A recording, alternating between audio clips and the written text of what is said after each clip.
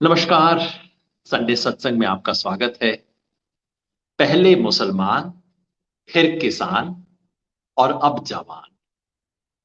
लगता है सरकार ने ठान रखी है इस देश के एक एक वर्ग और समाज के साथ पंगा लेने की। लगता है इतना अहंकार है कि क्या हो जाएगा। मुसलमान हैं, कह लें क्या फर्क पड़ता है, देश हमारे साथ है। किसान हैं, इन्हें आतंकवादी बता देंगे, खालिस्तानी बता देंगे, देश हमारे साथ है। जवान है, इन्हें हुड़दंगई दंगाई बता देंगे, देश हमारे साथ है। पिछले एक सप्ताह में, जब से 14 तारीख को इस योजना की घोषणा हुई है, अभी तो सप्ताह पूरा भी नहीं हुआ है। अग्निपथ योजना की जब से घोषणा हुई है, तब से पूरे देश में स्वतः स्फूर्त तरीके से, बिना किसी संगठन के, बिना किसी नेतृत्व के, जिस तरह से आक्रोश उबल रहा है, वैसा पहले बहुत समय देखा हो मुझे ध्यान नहीं पड़ता। किसानों का आंदोलन था, लेकिन उसके पीछे संगठन थे। सीएए के खिलाफ विरोध था, उसके पीछे अल्पसंख्यकों के संगठन थे, मानवाधिकार संगठन थे। ये जो लावा उबल रहा है पिछले 5 दिन से, उसके पीछे कोई स्पष्ट योजना, कोई स्पष्ट नीति, कोई निर्देश, कोई नेतृत्व दिखाई नहीं देता। और जो कुछ नेतृत्व उभरता है, सरकार पकड़ के उसको बंद कर देती है और फिर कहती है कि अरे युवा लोग सड़क पे इतना दंगा कर रहे हैं, हिंसा कर रहे हैं। मैं स्पष्ट कर दूं, किसी भी तरह की हिंसा का हमें कतई समर्थन नहीं करना चाहिए। पिछले 3 दिन से बार बार हम लिख के कह रहे हैं, भाई आपका देश है, आपकी संपत्ति है, इस संपत्ति को नुकसान न पहुंचाए। हम इसकी, ये हमारी राष्ट्रीय संपदा है, चाहे रेल हो, चाहे कुछ भी हो। रेल मंत्री ने इसकी अपील भी की है, मैं पूरा समर्थन करता हूं। ये सब राष्ट्रीय संपदा है, हम इसका नुकसान ना पहुंचाए। आप इस देश को की सुरक्षा के लिए सेना में शामिल होना चाहते हैं, तोड़फोड़ करना उसका तरीका नहीं। हिंसा का विरोध करते हुए हमें यह समझना होगा कि आखिर ये हिंसा सड़क पे क्यों आ रही है, इसकी बुनियाद में क्या है, ये मामला है क्या। तो आज संडे सत्संग में मैं मान के चलूंगा कि हम में से काफी लोगों को अभी आइडिया नहीं है कि ये मामला है क्या, ये पंगा क्या है, प्रॉब्लम है क्या, इतना शोर क्यों मचा रहे हैं। तो मैं 3 हिस्सों में अपनी बात को रखूंगा। पहले ये कि ये योजना है क्या, इस अग्नि पथ में 4 बाधाएं क्या है, तो 4 इसकी करेक्टर्स क्या है वो बताऊंगा मैं। उसके बाद मैं आपको बताऊंगा कि इसकी दिक्कत क्या है, और अंत में देखेंगे कि सरकार जो इसके बारे में तर्क देती है, 10 तर्क मैंने लिस्ट कर दिए हैं सरकार जो पिछले 5-7 दिन से बार बार विज्ञापन में किसी तरीके से दे रही है, और उन 10 तर्कों का एक एक करके कुतर्कों का जवाब भी देंगे। सबसे पहले कि ये योजना है क्या, इससे लिए पहले हमें समझना होगा कि इस देश में आर्मी में रिक्रूटमेंट कैसे होता है। एक तो ऑफिसर्स का रिक्रूटमेंट होता है, जिसके बारे में हम में से कई लोगों को पता है। कंबाइंड डिफेंस सर्विसेज का एग्जाम होता है, फिर लोग आईएमए में जाते हैं, उससे यंगर लोग एनडीए में जाते हैं, ये सब ऑफिसर्स बनते हैं। लेकिन सामान्य रैंक में कैसे, सिपाही के तौर पे भर्ती कैसे होती है। देश में अलग अलग रिक्रूटमेंट सेंटर है, उन सेंटर्स में एक रैली की जाती है, कॉल दी जाती है, आइए नौजवान जो आ सकते हैं आए। उसके लिए शर्त होती है, हर हर हर रिक्रूटमेंट सेंटर का अपना कोटा होता है। हर रिक्रूटमेंट सेंटर का कोटे में होता है कि किस तरह के लोगों को लेना है, मतलब क्षेत्र और जाति के लिए कोटा होता है। ये सुन के आप थोड़ा हैरान हो जाएंगे, क्योंकि हम इन सब चीजों के बारे में मान जानते नहीं है। 1-2 बार मैंने इसके बारे में लिखा तो लोगों ने मुझ पे जातिवादी होने का आरोप लगा दिया। मैंने कहा भाई मैं नहीं कर रहा, मैं सिर्फ आपको बता रहा हूं कि हिंदुस्तान में आर्मी में रिक्रूटमेंट कैसे होता है। तो हमारे आर्मी में रिक्रूटमेंट इस तरह से होता है कि नौजवानों को कहा जाता है कि अगर आप फिजिकली सक्षम हैं, क्लास 10 पास हैं, जो कुछ बेसिक्स है, आप आइए, ग्राउंड में आपका टेस्ट होगा, और उसके बाद उन्हें बतौर सिपाही परमानेंट नौकरी में भर्ती किया जाता है। भर्ती होते हैं 17, 18, 19, 20, 21 की उम्र के अंदर, और उन्हें 15 साल की नौकरी के लिए दिया जाता है। अगर वो इस बीच अपनी कॉम्पिटेंस प्रूव कर सके तो उनमें से कुछ लोग एक थोड़ा हायर लेवल पे, जो जेसीओ, जूनियर कमीशन ऑफिसर्स जिसको बोला जाता है, एक कदम ऊपर, मतलब जो आईएमए और एनडीए से आने वाले हैं उस लेवल पे नहीं, उससे नीचे सूबेदार, मेजर सूबेदार, ये वाला जो रैंक होता है उस पे जाते हैं। अगर वो होता है तो उनकी सर्विस 15 साल से बढ़ के 18 साल, 20 साल तक पहुंच जाती है। तो ये इस तरह से हमारे यहाँ रिक्रूटमेंट होता है, पक्की नौकरी। तो आर्मी में शामिल होने का मतलब है, फौज का मतलब है 15 से 20 साल तक देश की सेवा। उसके बाद आते हैं तो हमारे गांव इलाके में कहते हैं भाई वो पेंशन आ गया। पेंशन आ गया मतलब वो रिटायर होके वापस आ गया है, अब उसको पेंशन मिलेगी। आने को ही पेंशन आना कहा जाता है। जीवन भर पेंशन मिलती है, आप नहीं रहे तो आपकी पत्नी को, विधवा को पेंशन मिलती है। और मान सम्मान, जो जिंदगी भर फौजी होने का मान सम्मान है, वो अलग। अब क्या हो रहा है, ये जो अग्निपथ स्कीम की गई है, इस स्कीम में किया क्या जा रहा है? ये स्कीम हमारी ऑफिसर्स की रिक्रूटमेंट को बिल्कुल छू नहीं रही है, तो उसका कोई मतलब नहीं है, उसके बारे में हम चर्चा नहीं करेंगे। ये स्कीम जो जवान के लेवल पे रिक्रूटमेंट होती है, उसमें 4 बुनियादी बदलाव ला रही। वो क्या क्या बदलाव है ये देखिए। इन्हें मैं कह रहा हूं अग्निपथ की 4 बाधाएं, कि जैसे 4 हर्डल्स लगा के उसमें आग लगा रखी है ना, वो 4 है। मोदी जी जब सत्ता में आए थे तो उन्होंने वायदा किया था 1 रैंक 1 पेंशन। तो उसी के हिसाब से मैंने कहा है कि ये 4 बाधाएं क्या है: no rank, no pension, no class, no size. पहला देखते हैं, नो रैंक। नो रैंक का मतलब क्या है? मतलब ये है कि अब आर्मी में सीधी पक्की नौकरी की रिक्रूटमेंट बंद कर दी गई है। ये बहुत इंपॉर्टेंट पॉइंट है। कई लोग ऐसा सोच रहे हैं, कई व्हाट्सएप के अंदर भी चल रहा है कि अरे भाई, जो रेगुलर नौकरी होती है, रेगुलर अपॉइंटमेंट तो जारी रहेगा, उसके अलावा ये है ना। ऐसा कुछ नहीं है, रेगुलर अपॉइंटमेंट बंद कर दिया गया है। अब आर्मी में आपको अगर घुसना है, एयरफोर्स में जाना है, नेवी में जाना है, तो एक ही रास्ता है: पहले अग्निवीर बनिए, 4 साल तक सेवा कीजिए, उसके बाद दोबारा अप्लाई कीजिए नए सिरे से। और अगर आपको अच्छा समझा गया तो आप में से जो 4 लोग अग्निवीर बनेंगे, उनमें से एक को पक्की नौकरी दी जाएगी।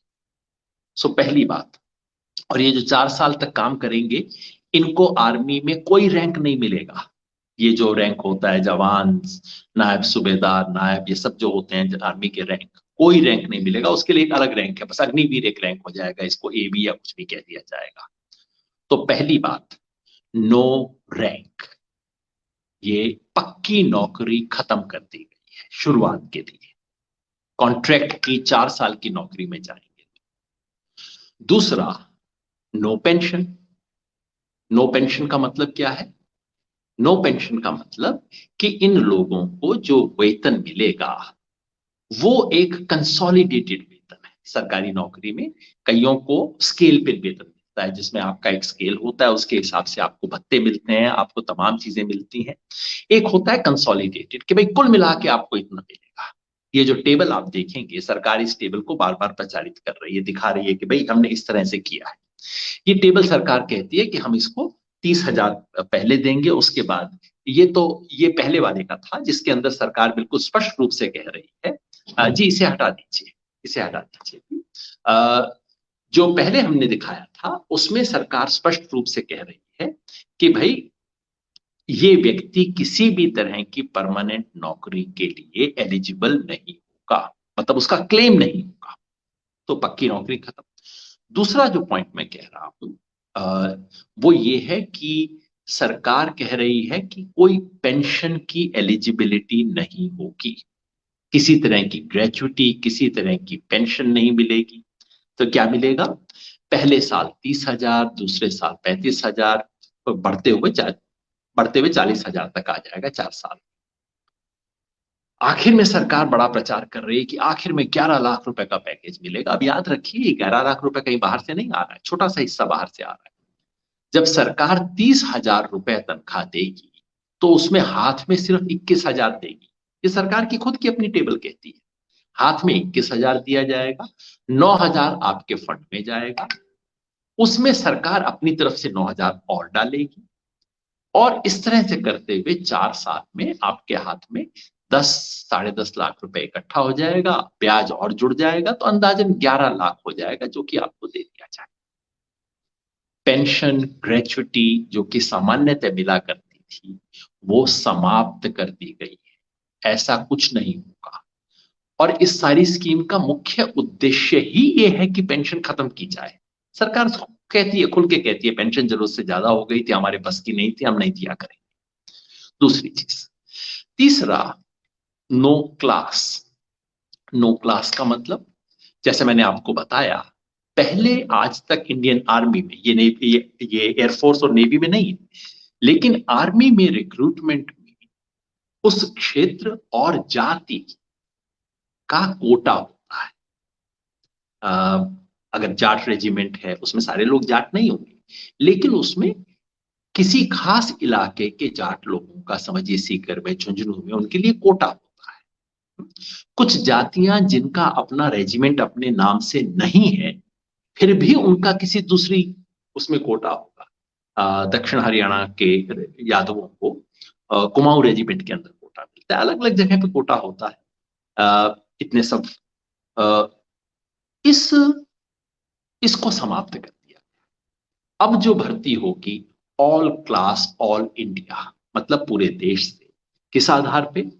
देश में जिस इलाके में एलिजिबल एज के जितने मर्द हैं, उनके अनुपात में, तो मोटे तौर पे समझ लीजिए जनसंख्या के अनुपात, जनसंख्या के अनुपात में कोटा बनेगा, उसके आधार पे भर्ती की जाएगी।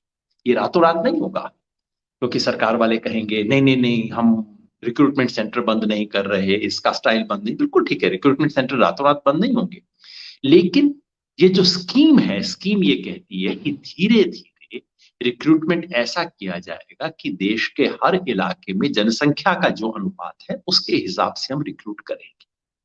तो नो क्लास। क्लास इसलिए मैं कहता हूं कि आर्मी में क्लास का मतलब हमेशा रीजन और कास्ट रहा था, हमेशा आर्मी में रिक्रूटमेंट का बेसिस, क्योंकि किस रेजिमेंट में, और इसके पीछे समझ ये थी कि एक रेजिमेंट में अलग अलग इलाके के लोगों को इकट्ठा ना किया जाए, एक रेजिमेंट में एक खास इलाके के, एक खास संस्कृति, समाज और परंपरा के लोगों को रखा जाए, ताकि वो मिलके लड़ाई अच्छी लड़ेंगे। ऐसी समझ थी, सही थी गलत थी, अभी मैं इस पे बहस नहीं कर रहा हूं।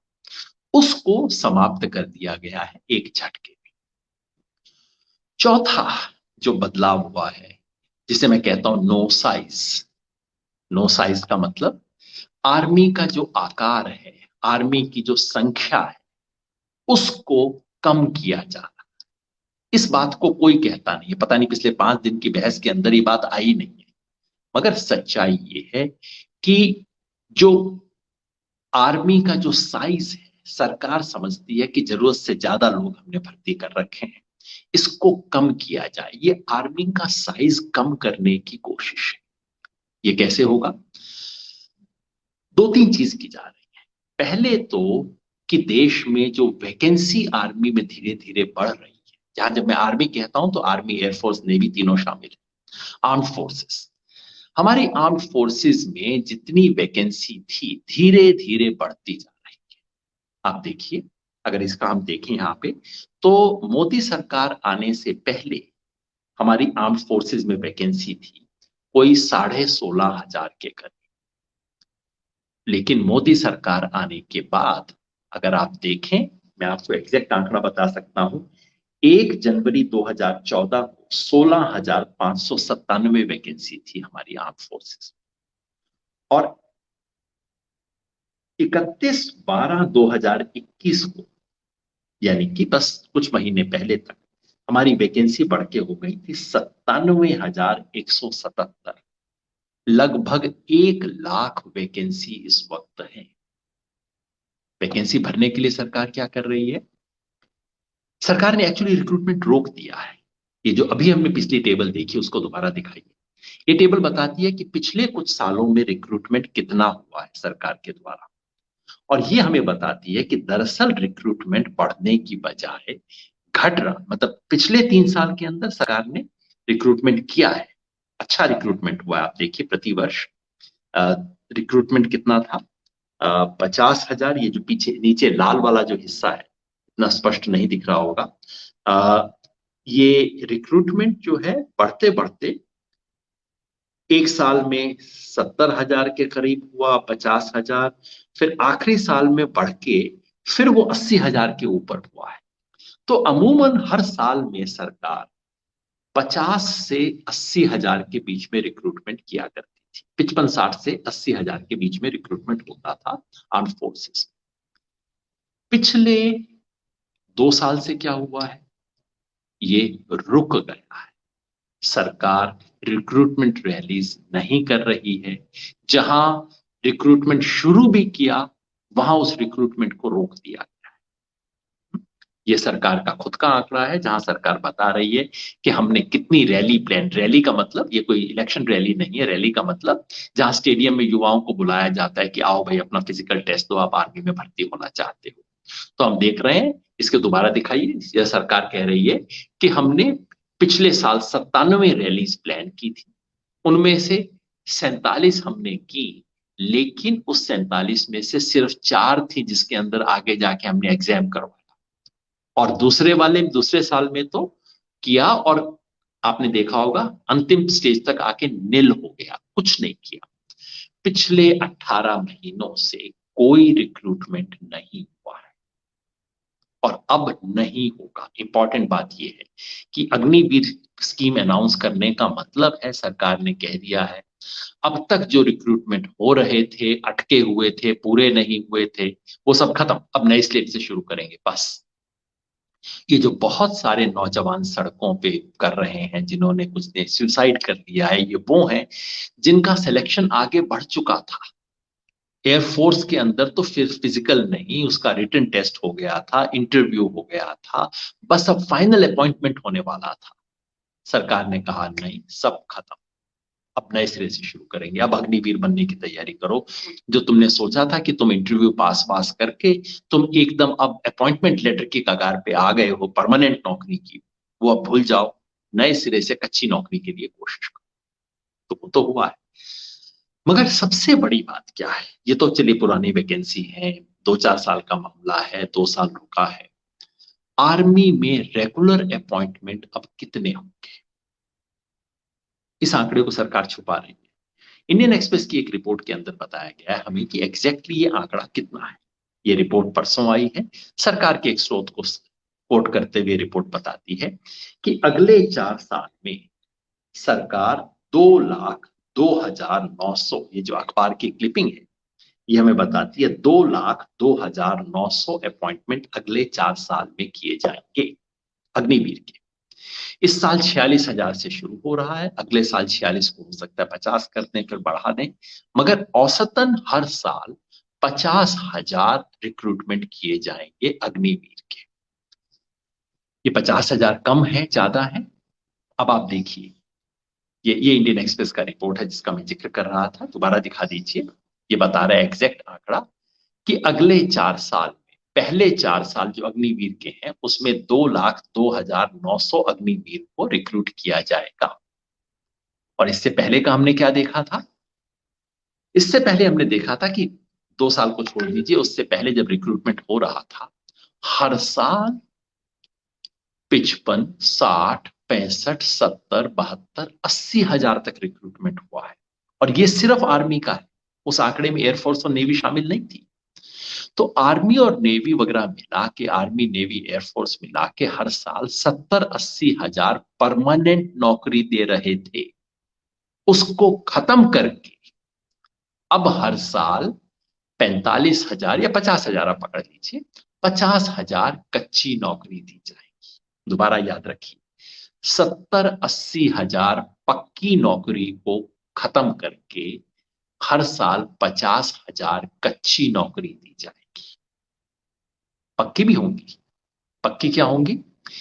4 साल तक तो कोई पक्की नौकरी नहीं होगी आर्मी के अंदर। ये बहुत चिंता का विषय है कि अगले 4 साल तक कोई पक्की नौकरी होगी नहीं, क्योंकि ये सब अग्निवीर हैं जो कि अपने 4 साल का पूरा करेंगे। उसके बाद इनमें से 1/4 को परमानेंट नौकरी दी जाएगी। मतलब कितनी? हर साल में 12, 12,500। तो जहां आर्मी 70-80 हजार परमानेंट नौकरी हर साल दे रही थी, वो घट के अब 12-13 हजार पक्की नौकरी हर साल की हो जाएगी। बाकी जगह फिल की जाएंगी इनसे, अग्निवीरों से। ये असली बात है। तो हर साल पहले 4 साल जब पूरे हो जाएंगे तो उसके बाद 50 हजार अग्निवीर रिक्रूट होंगे कच्चे, प्लस 12-13 हजार पक्की नौकरियां दे दी जाएंगी, तो 60-65 हजार हो जाएगा। लेकिन ज्यादातर लोग होंगे वो जो कि आ जा रहे हैं, जो कि टिक नहीं रहे। इसलिए मैं कहता हूं चारों चीजों को जोड़ दीजिए तो ये अग्निपथ स्कीम का मतलब है no rank, no pension, no class, no size. No size का मतलब डाउन साइज, छोटा कर दिया, वैकेंसी भरी रह जाएगी। असर क्या होगा इस अग्निपथ स्कीम का, देश के भविष्य पर क्या असर होगा, कहां पहुंचेगा इस अग्निपथ पे चल के हमारा देश? दो चीजों को देखने की जरूरत है, क्योंकि आर्मी की रिक्रूटमेंट को आप सिर्फ एम्प्लॉयमेंट के रूप में नहीं देख सकते, क्योंकि वो एम्प्लॉयमेंट किसी काम के लिए है। पहली और सबसे बड़ी चीज जो आपको देखनी होगी वो ये कि इसका देश की सुरक्षा पर क्या असर पड़ेगा। बाकी सब चीजें बाद में है, एम्प्लॉयमेंट 50 और चीजों में मिल सकता है, ट्रेनिंग सैकड़ों इंस्टीट्यूशंस में मिल सकती है। पहला सवाल है राष्ट्रीय सुरक्षा पे इसका क्या असर होगा। पिछले 4-5 दिन से तमाम रिटायर्ड फौजी जनरल बोल रहे हैं, जो इनके समर्थन में कल तक हुआ करते थे वो लोग बोल रहे हैं और कह रहे हैं भाई इससे बहुत नुकसान हो जाएगा। बड़ी साधारण सी चीज है। मैंने आर्मी के कई लोगों से बात की, उन्होंने कहा यार पहले 4-5 साल तो, कई बार 6-7 साल तक तो किसी जवान को पक्का करने में लग जाते हैं, उसका मनोबल बनाने में लगते हैं, उसको मजबूत करने में लगते हैं, उसको सिखाने में लग जाते हैं पहले 6-7 साल। तो उसके बाद वो मतलब बैटल रेडी होता है। और यहां आप कह रहे हो कि 4 साल में निकल जाएगा।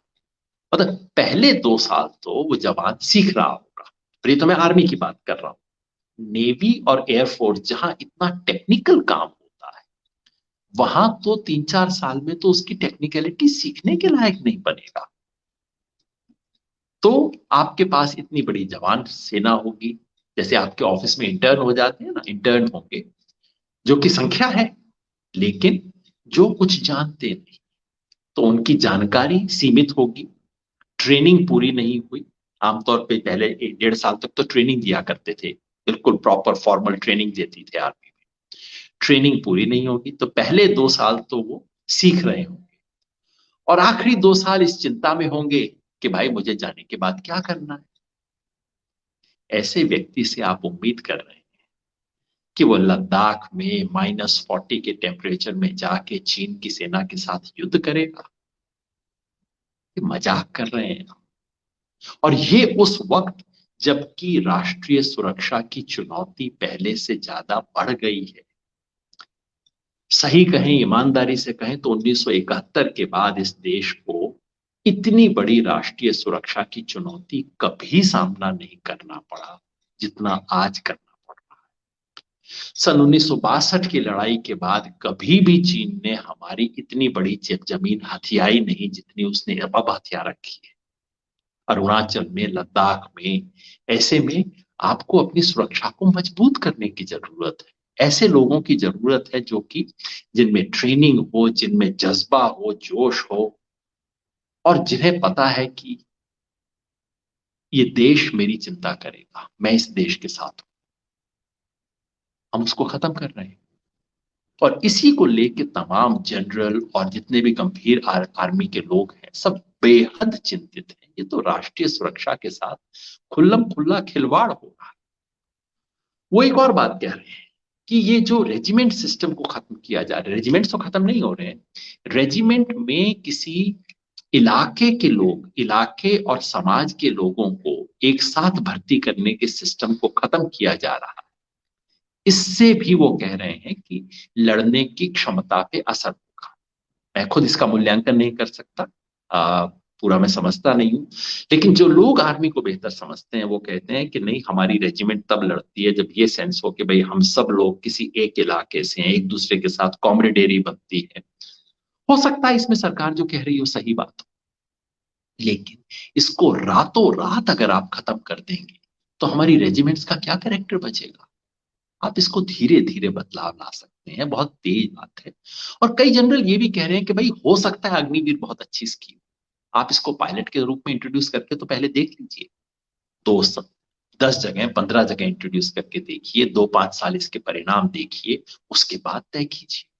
ऐसा कुछ नहीं, कोई कंसल्टेशन नहीं, कोई डिस्कशन नहीं, पार्लियामेंट की डिफेंस कमेटी के अंदर कोई बात नहीं, पुराने जनरल्स के साथ कोई बात नहीं, बस अनाउंस कर दिया, जो मोदी जी का स्टाइल है। ऐसे ही नोटबंदी हुई, ऐसे ही देशबंदी हुई, ऐसे ही किसानों के कानून आए, और उसी तरह से अब अग्निवीर आ गए।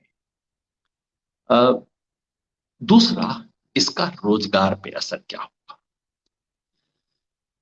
मैं इसलिए कहता हूं ये बात, हमें सोचने की जरूरत इसलिए है कि पिछले दो एक दिन से मैं देख रहा हूं व्हाट्सएप के ऊपर बड़ा ज्ञान फैला जा रहा है, बड़ी चीजें हमें बताई जा रही हैं कि इस योजना से देखो युवाओं को ये फायदा होगा, इससे युवाओं को इतना पैसा मिलेगा, युवाओं के भविष्य को बड़ा फायदा होगा। मैं बार बार कहता हूं मेरे भाई, ऐसा मत सोचो कि सरकार जो कुछ था उसके ऊपर एक नई योजना लेके आई है। अगर वो लेके आई होती तो आप जरूर कहते कि देखिए युवाओं को ये मिलेगा, युवाओं को इतनी नौकरी, इतना सैलरी मिलेगा, युवाओं को इतनी ट्रेनिंग मिलेगी, ये मिलेगा वो मिलेगा, सब उसके गुण गिनाइए। लेकिन वो तब अगर जो कुछ चल रहा था उसके ऊपर सरकार एक नई योजना लाती। ऐसा नहीं हो रहा है, जो चल रहा था उसे खत्म करके सरकार योजना लाई है। तो आप ये मुझे मत बताइए कि युवाओं को 10 लाख रुपए मिल जाएगा, बहुत अच्छी बात है। आप मुझे ये बताइए कि पहले जो रेगुलर सर्विस में मिलता था उसकी तुलना में ये ज्यादा अच्छा है। मुझे ये मत बताइए कि लोगों को ट्रेनिंग मिलेगी, ये बताइए कि जो पहले 15 साल काम करके ट्रेनिंग मिलती थी उसकी तुलना में 4 साल वाली ट्रेनिंग ज्यादा अच्छी है। तो रोजगार के नाम पे जो हो रहा है ये तो बिल्कुल युवाओं के भविष्य के साथ खिलवाड़ है। खिलवाड़ है उन लोगों के साथ जो कि कई सालों से बेचारे ट्रेनिंग कर रहे थे। आप कहीं पे भी जाइए, हमारे गांव में जाइए, लोग आपको सड़कों पे दौड़ते हुए मिलते हैं, इसलिए नहीं कि उनको जॉगिंग का शौक है, बल्कि इसलिए कि वो आर्मी की रिक्रूटमेंट की तैयारी करते हैं। सालों साल लोग तैयारी करते हैं, अचानक उनको पता लगा कि एग्जाम कैंसिल, जिसमें आधा हो चुका था, फिजिकल हो चुका था, टेस्ट हो चुका था, कईयों का इंटरव्यू हो चुका था, सब कैंसिल। अब बस सब कुछ दरवाजे बंद। ये तो मजाक है। कोई चेतावनी नहीं, कोई अलर्ट नहीं, कोई नोटिस नहीं, बस बंद कर दिया, जैसे नोटबंदी में किया था, आज रात 12 बजे से बंद। कोई तरीका है करने का। खिलवाड़ उन नौजवानों के साथ जो कि दीर्घ काल में सोचते थे आर्मी में जाके इस देश के लिए योगदान करने का। अब ये रास्ता बंद है। अब आपको 4 साल की कॉन्ट्रैक्ट की नौकरी करनी है, और उसके बाद में अनिश्चितता के माहौल के अंदर रह के आपको लगता है कि भाई मैं आगे बढ़ सकता हूं तो फिर कर लीजिए, नहीं तो नहीं। वैसे एक बात आपको बता दूं, सरकार इसके बाद में बड़े गुणगान गाएगी, इसलिए पहले बता दूं, सरकार जब भी इस योजना की घोषणा करके रिक्रूटमेंट शुरू करेगी, जो करने वाली है, बहुत लोग अप्लाई करेंगे। क्योंकि इस देश में बेरोजगारी की इतनी बुरी हालत है कि आप 4 साल तो छोड़ो, अगर आप 4 महीने की नौकरी भी एडवर्टाइज कर दोगे ना, लाखों लोग उसके लिए अप्लाई करेंगे, उससे कुछ साबित नहीं होता। सच ये है कि ये नौजवानों के भविष्य के साथ खिलवाड़ है। देश में जो एक बड़ी योजना थी जिसमें नौजवान आके देश के लिए कंट्रीब्यूट कर सकते थे, अपना कैरियर भी बना सकते थे साथ में, वो कैरियर अब खत्म हो गया। और ये उन इलाकों के साथ भी खिलवाड़ है जिन्होंने इस देश की आर्मी में लगातार योगदान दिया। मेरा अपना इलाका उनमें से एक है, जिसको दक्षिण हरियाणा के 3-4 जिले हैं, इसको अहिरवाल भी कहा जाता है, दक्षिण हरियाणा भी कहा जाता है। हरियाणा पूरे एक ही वो है। हर साल, पिछला जो मैंने आपको रिक्रूटमेंट वाली टेबल दिखाई थी, उसमें हरियाणा में 5,000 रिक्रूटमेंट हुए थे, सिर्फ हरियाणा में। और इस दक्षिण हरियाणा का इलाका जहां से मैं आता हूं, यहां कम से कम 1,000-1,500 रिक्रूटमेंट हुए थे। अगर ये नई स्कीम आ गई तो हरियाणा में कितने रिक्रूटमेंट होंगे? 1,000 से कम। पॉपुलेशन का प्रोपोर्शन देखें तो यही बनेगा, 1,000 से कम हो जाएगी हरियाणा की। और ये जो दक्षिण हरियाणा है, इसका तो 125-150 का भी कोटा नहीं बनता है पॉपुलेशन के हिसाब से देखें। तो देश के वो इलाके और वो समाज जो कि पीढ़ी दर पीढ़ी फौज में जाके देश के लिए कुछ योगदान दे रहे हैं, एक झटके में उनको बता दिया गया है कि ये रास्ता बंद। क्या ये खिलवाड़ नहीं है? मैं फिर कह दूं, all class all India recruitment के विरुद्ध मैं नहीं हूं, कीजिए। मैंने तो कई बार कहा है कि भैया किसी जाति का, सारी जातियों के नाम की रेजिमेंट बंद करो, रेजिमेंट बनाओ भगत सिंह के नाम पे, रेजिमेंट बनाओ सुभाष चंद्र बोस के नाम पे, किसी जाति के नाम पे मत बनाओ, बिल्कुल ठीक है। लेकिन एक झटके में आप जो समाज में परंपरा बनी हुई है, लोगों के कैरियर हैं, बच्चा 5 साल की उम्र से सैनिक स्कूल में जाता है, इस सब की तैयारी करता है, आपने एक झटके में उसको खत्म कर दिया, क्या परिणाम निकलेगा?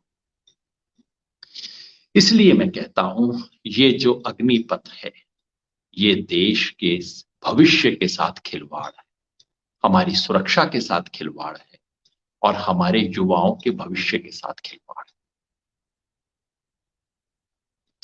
लेकिन ये सब बात सुन के आपको लगेगा कि नहीं, पिछले 5-7 दिन से तो मैं बहुत दूसरी तरह की बातें सुन रहा हूं। आप बिल्कुल सुन रहे होंगे। इसलिए मैंने क्या किया कि एकदम उन 10 कुतर्कों की लिस्ट बना ली मैंने, जो सरकार कहती है कि होना चाहिए। तो ये जो सरकार के दावे हैं, इनमें क्या सच है, अंत में हम ये देखेंगे। 10 दावों को देखेंगे और एक एक दावे की हम परीक्षा करेंगे। ये कुतर्क है, ये जो अब आएंगे एक एक करके, ये मेरे अपने तर्क नहीं है, ये कुतर्क है, ये झूठे तर्क है। लेकिन इनका एक एक का जवाब, इनका सच जानना हमें जरूरी है। तो देखते हैं एक एक करके कौन से हैं ये कुतर्क जिनको हमें समझना जरूरी है।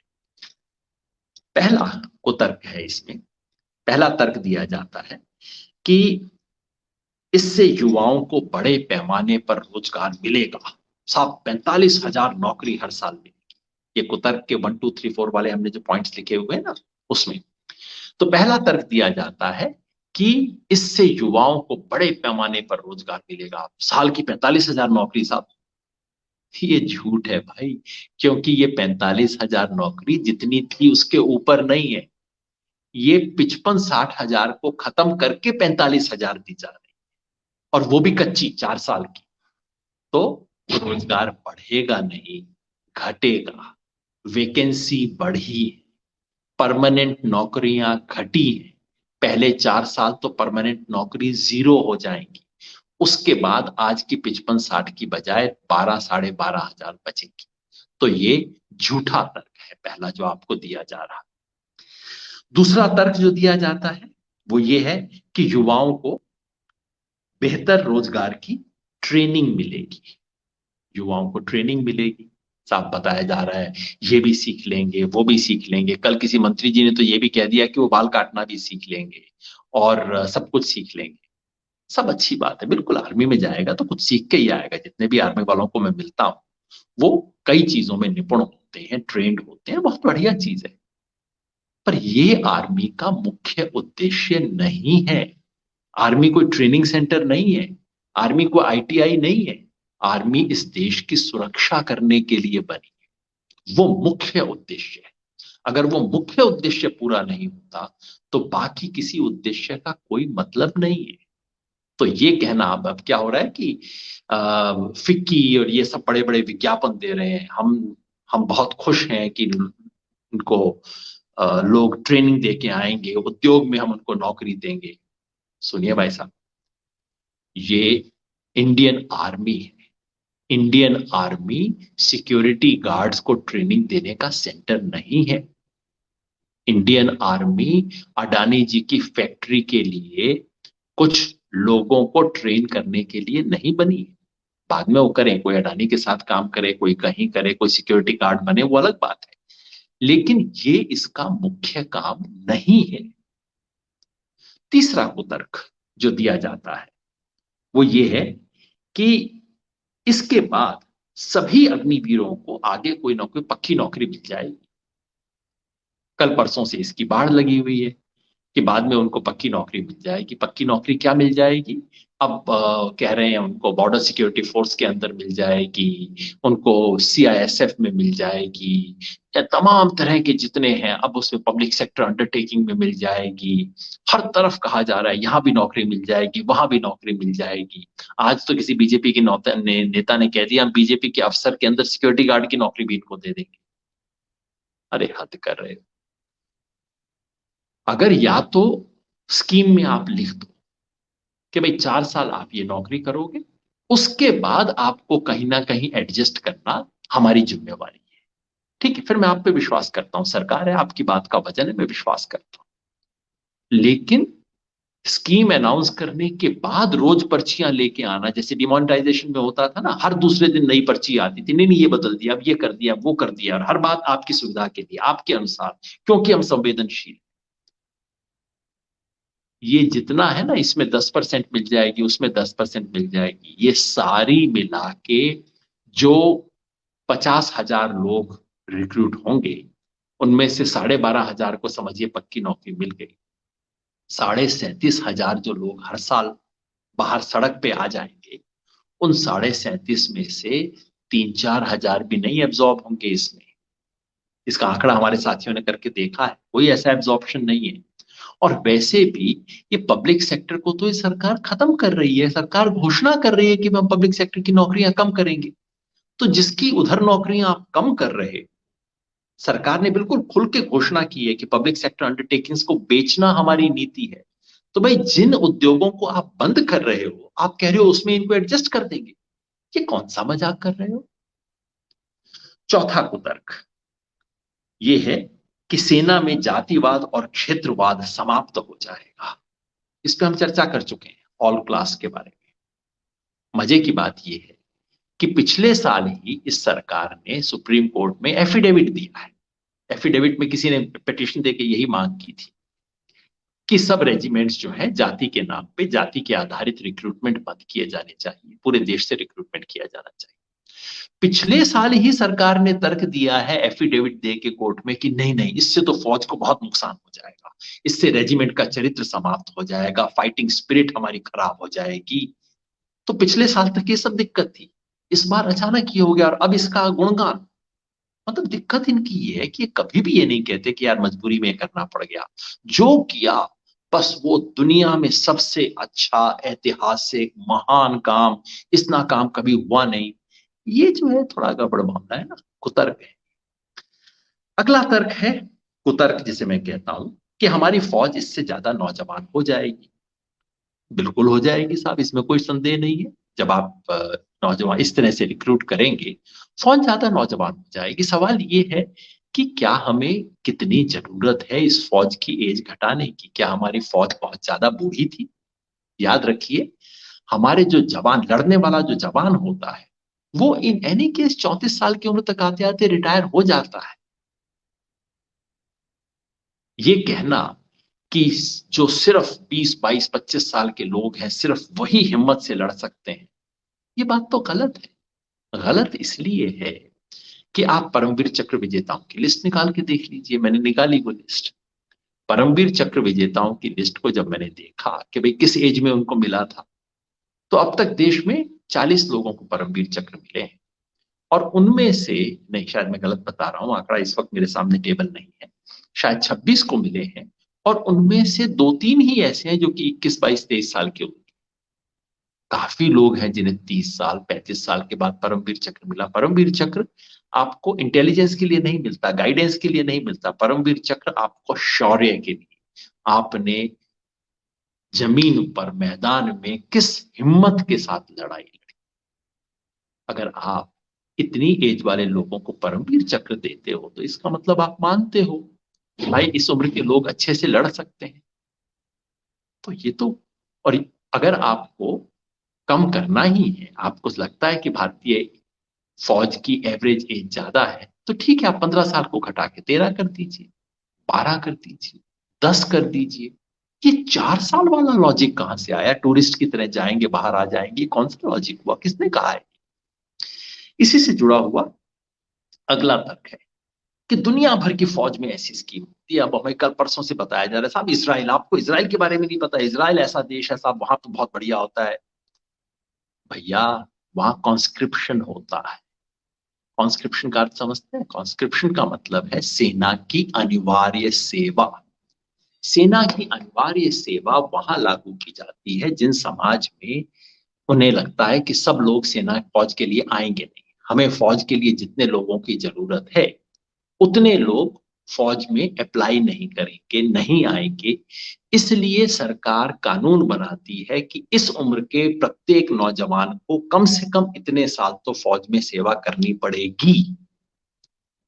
ये वो देश है जिस स्कीम्स की बात की जाती है ना, ये कॉन्स्क्रिप्शन की स्कीम है, अनिवार्य सेवा की स्कीम है। अब अनिवार्य सेवा में आप 15 साल की तो अनिवार्य सेवा कर नहीं सकते, नहीं तो बाकी आपके देश के सारे काम रुक जाएंगे। तो अनिवार्य सेवा जो होती है वो 2 साल की, 3 साल की, 4 साल की, 5 साल की होती है, इससे फालतू हो ही नहीं सकती। हमारे देश में जब जब सरकार कहती है कि हमें 100 जवान चाहिए, कम से कम 1000 लोग, 10,000 लोग लाइन लगा के खड़े हो जाते हैं। देश के लिए जज्बा भी है और भयंकर बेरोजगारी भी है। इस देश की तुलना उनसे कैसे की जा सकती है? बाकी देशों की जो स्कीम है और जहां जहां इस तरह की स्कीम है वो रेगुलर रिक्रूटमेंट का सब्स्टिट्यूट नहीं है। रेगुलर रिक्रूटमेंट अपने तरीके से होता है और ये लोग हैं जो आते जाते रहते हैं क्योंकि ये कंपलसरी है, इनको कोई विकल्प नहीं है, कंपलसरी ये तो रिक्रूटमेंट वाले लोग। तो इस तरह की तुलना करना बिल्कुल फिजूल है, कुतर्क है। अगला तर्क इससे जुड़ा हुआ है।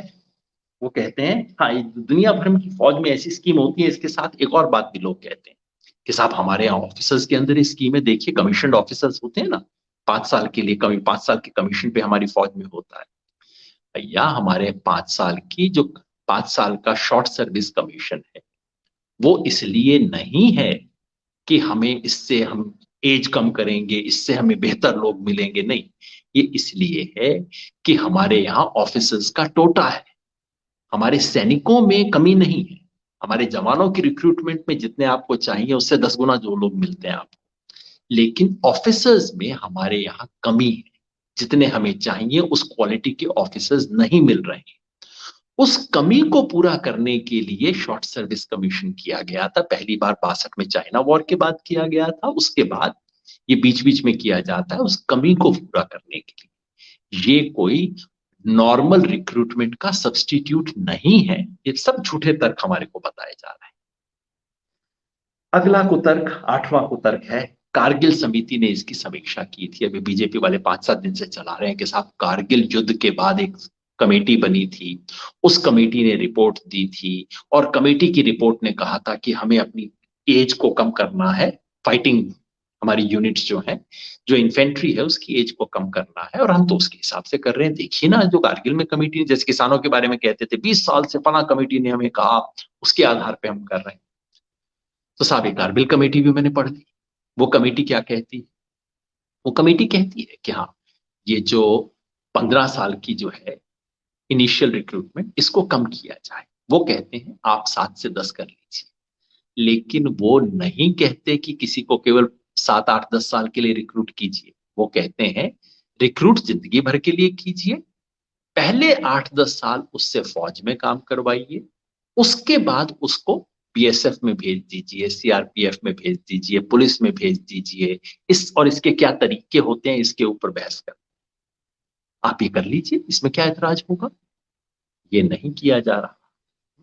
तो कारगिल कमेटी ये कतई नहीं कहती है कि आप 4 साल के लिए लोगों को रिक्रूट करके बाहर निकाल दो, सड़क के ऊपर उतार दो। 7 से 10 साल की बात करती है और उसके बाद उनके लिए कंपलसरी एक रिक्रूटमेंट की बात करती है। आप क्यों नहीं कारगिल कमेटी को लागू कर देते? कारगिल कमेटी एक और बात कहती है कि सेना में कितना एक्सपेंडिचर होना चाहिए डिफेंस में, उस पर मैं अभी आऊंगा। 9वां जो कुतर्क है वो ये है, हमें अब पता है जब और कोई बात नहीं चली तो अब कहा जाता है कि देखिए आर्मी, नेवी और एयरफोर्स के चीफ इसका समर्थन कर रहे हैं, आप उस पर विश्वास नहीं करते। मैं ईमानदारी से बताऊं, नहीं करता। ये बेचारे अपनी अपनी कुर्सी पे बैठे हैं डर के मारे। यहां तो सुप्रीम कोर्ट के जजेस की जो हालत है वो आपको दिख रही है। बड़ी बड़ी कुर्सी के ऊपर लोग बैठाए इसलिए जाते हैं जो सरकार की हाँ में हाँ मिलाए। याद है रिजर्व बैंक के गवर्नर की क्या हालत हुई थी? डिमोनेटाइजेशन के पक्ष में थे नहीं, हाँ करनी पड़ी, बाद में 1 साल बाद छोड़ने के बाद उसने सच कुछ बताया। तो ये जो मेरी खबर है उसके हिसाब से आर्मी के टॉप ब्रास ने इनकार किया था, कहा था कि नहीं हम इसके पक्ष में नहीं, लेकिन उन्हें मजबूर किया गया, ठीक वैसे ही जैसे डिमोनेटाइजेशन के दौरान आरबीआई को मजबूर किया गया था ये बातें करने की। तो उनसे ज्यादा भरोसा तो मुझे उन एक्स आर्मी मैन पे है, जनरल इत्यादि। उनमें से कई लोग बीजेपी के समर्थन में बोलते रहे हैं, लेकिन आज वो कह रहे हैं कि भाई आर्मी के साथ ये मजाक मत करो, ये तो मुझे स्वीकार नहीं। जितने भी कितने जनरल, बड़े बड़े सीनियर लोग, आर्मी मिलिट्री एनालिस्ट, सब कह रहे हैं ये आर्मी के साथ खिलवाड़ है। अब बच गया आखिरी तर्क, कुतर्क है वो ये कि देखिए इससे खर्चा कम हो जाएगा, पेंशन का बोझ बहुत ज्यादा था, ये हम बर्दाश्त नहीं कर सकते थे, इसे कम करने की जरूरत है। अब ये कुतर्क नहीं, ये तो तर्क है, बात सही है, मैं मानता हूं ये बात सही है कि हमारे देश में पेंशन का और सैलरी का बजट डिफेंस में बढ़ता जा रहा था, ये लगभग 40% हमारे डिफेंस बजट का बन गया है और इसके लिए कुछ करने की जरूरत है। कई चीजें की जा सकती थी, जैसे मैंने कहा 15 साल को घटा के 12-13 कर सकते थे, पेंशन का अमाउंट क्या होना चाहिए उस पर चर्चा होनी चाहिए, लेकिन सबसे बड़ी चीज जो करने की जरूरत है वो ये कि देश में डिफेंस एक्सपेंडिचर को ठीक तरीके से बढ़ाया जाए। हकीकत जानते हैं आप, मोदी सरकार के आने के बाद इस देश में डिफेंस एक्सपेंडिचर कम हुआ है।